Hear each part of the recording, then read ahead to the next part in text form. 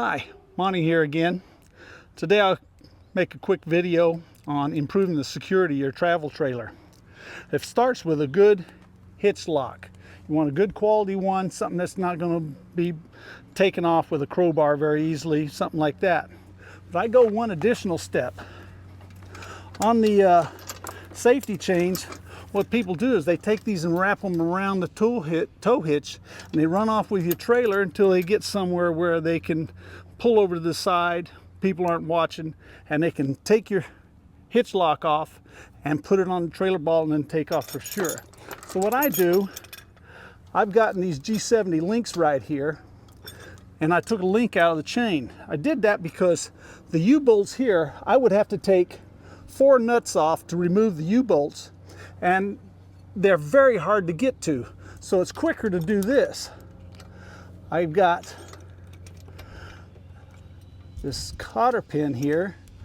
I'll take that out, and I carry a bag of cotter pins with me because when I do this, I put a new cotter pin in each time.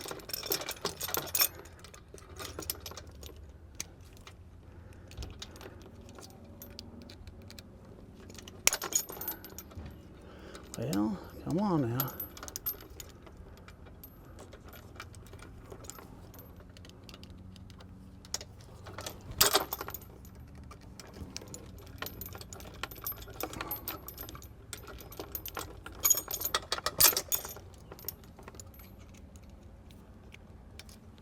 It's usually easier.